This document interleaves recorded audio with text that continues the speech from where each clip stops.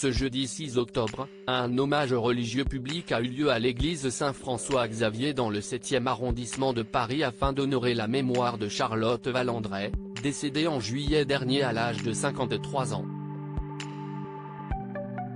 Alors que sa famille, notamment sa fille Tara, était au rendez-vous, sa sœur Aude et son père Jean-Pierre Pascal se sont montrés unis. Plusieurs personnalités ont fait le déplacement pour dire un dernier au revoir à l'actrice de Demain nous appartient.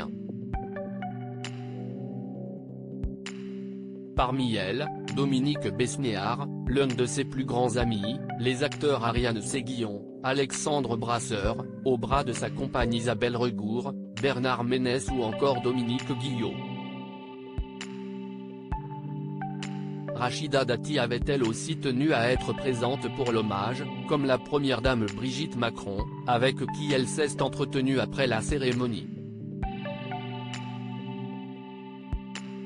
Pour rappel, celle qui avait été révélée par le film Rouge Baiser est décédée le 13 juillet à l'hôpital de la Pitié-Salpêtrière à Paris en raison de problèmes cardiaques.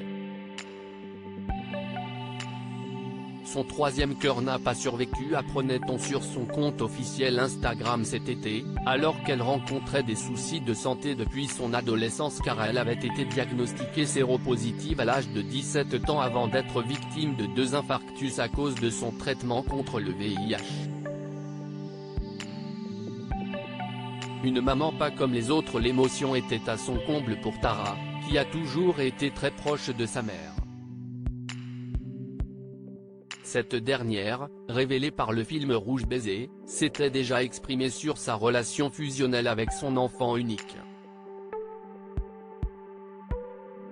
Il m'est arrivé par le passé de toucher le fond et, dans ces moments-là, ma fille a été ma force, avait-elle déclaré dans les pages de gala 4 mois avant sa mort, alors qu'elle faisait la promotion de son livre Se réconcilier avec soi aux éditions Robert Laffont. Elle avait également eu des mots plus difficiles à son égard, en évoquant la possibilité de ne pas survivre à ses soucis de santé. Si ça devait de nouveau arriver, j'y penserais bien sûr, mais quelque chose a changé.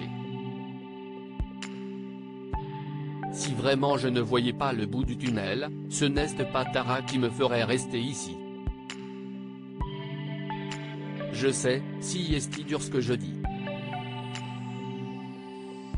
Avouait-elle. Je n'ai pas été une maman comme les autres mamans. Avec la mienne, j'avais le petit déjeuner le matin, le déjeuner à midi, je ne mangeais jamais à la cantine. Ce sont des choses que je n'ai pas faites pour Tara, avait-elle également regretté. Sa fille lui avait adressé un touchant hommage lors de ses obsèques, si est-il la personne la plus forte que je connaissais, avec la plus grande rage de vivre.